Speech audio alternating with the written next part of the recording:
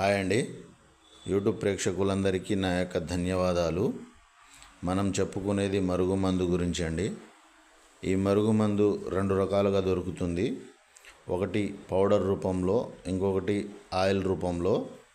Powder రూపంలో ఉండేది తాగే దాంట్లో ఆహార పదార్థాలలో, జ్యూస్లలో, బిర్యానీలో, చికెన్లో కలిపి పెట్టేది. ఇంకొకటి ఆయిల్, అది బట్టలకు కానీ, చెప్పులకు కానీ, ఒంటికి కానీ, తలకు కానీ పూసేది. ఈ రెండు మార్గాల ద్వారా మనకు మాట వినని వారికి మన మాట వినే విధంగా మార్చుకోవడానికి ఈ మరుగుమందు పెట్టి ఉపయోగించవచ్చు.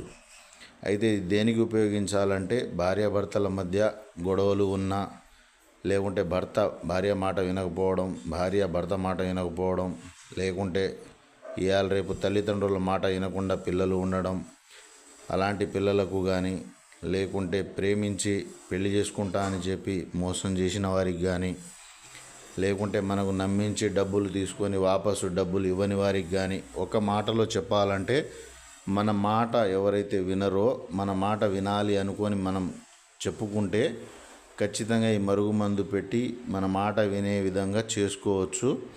ఇది 100కు 100% గ్యారంటీ.